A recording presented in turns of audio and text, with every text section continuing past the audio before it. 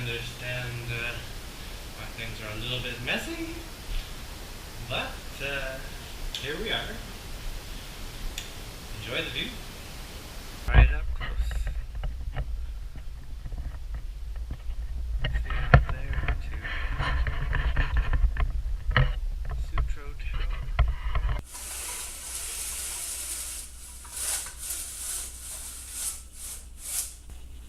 Night has come. Sawati.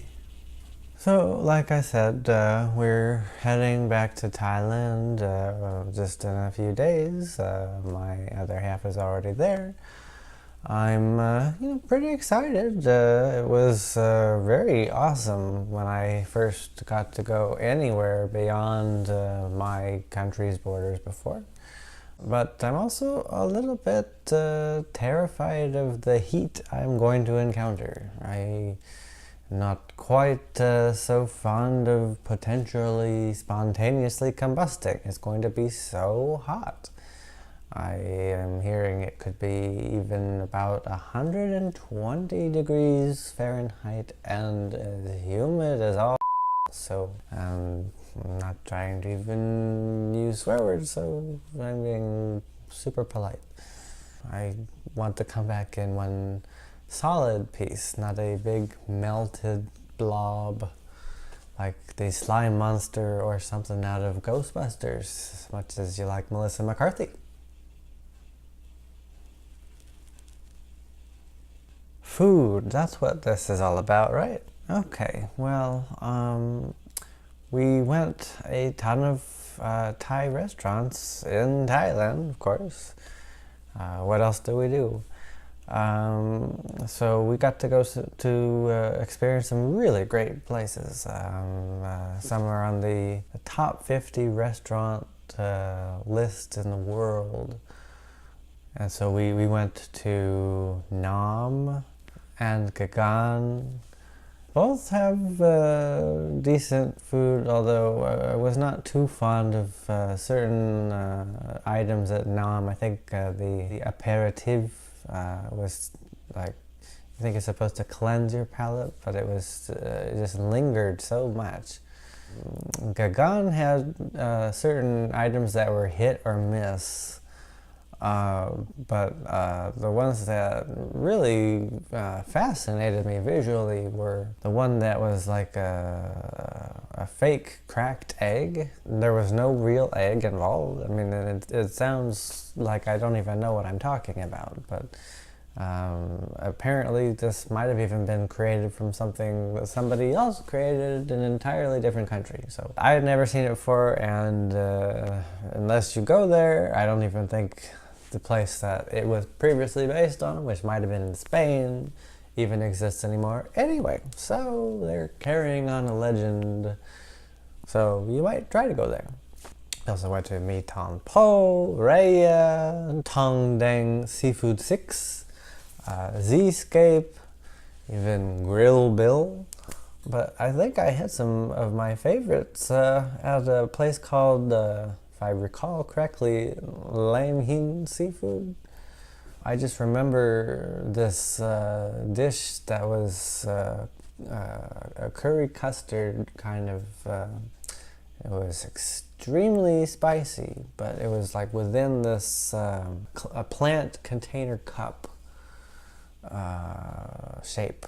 And you just had to eat it very slowly and have some sort of like either water or some sort of coconut juice to help cut down the spiciness. But that did it for me. And beyond that, you know, there was even the concept of the pricing. It was anything that is not in San Francisco is condensed way less. It's like we're not even just talking about, you know, middle of the country United States. We're talking just it's like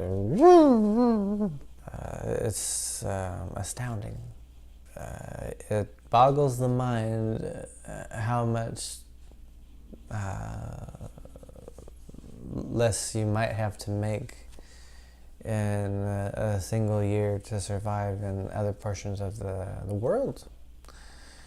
You still probably would have to use the same effort, but just on a numerical scale, there are no words.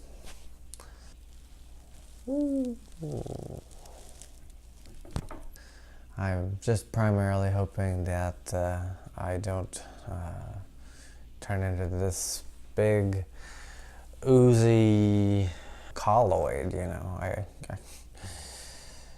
I don't think that'll be a pretty sight, so, but I do hope that it'll be a nice breath of fresh air.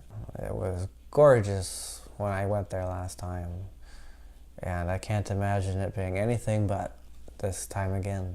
And even though it's going to be such a quick trip, just getting to relax the mind will be a welcome relief. I know what I wanted to talk to you about.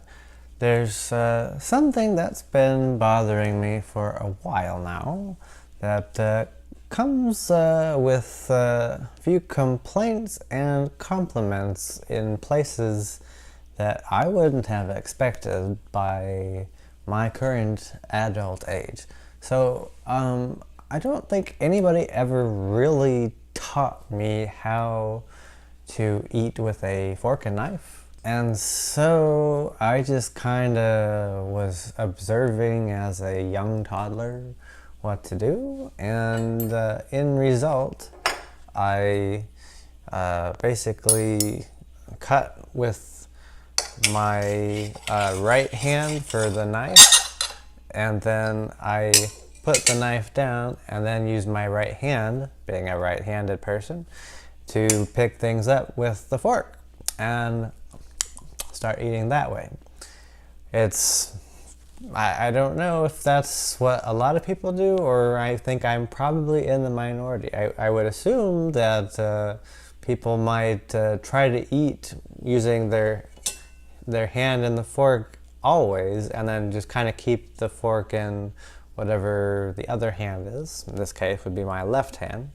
But I decided as a young adult during my college years to try teaching myself to use chopsticks instead.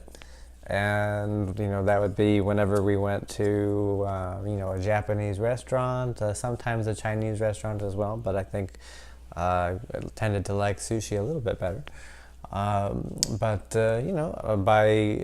kind of teaching myself the basic mannerisms of using chopsticks, I've learned how to do that pretty well, and I've actually been complimented on using them, and now I've even done that in Japan and Thailand. So I don't know if it's because I actually trained myself to use them unprofessionally. I don't know if there's, I've never taken a class for it, but I was not trained how to use silverware in America, and I don't think I use it the right way, but go figure.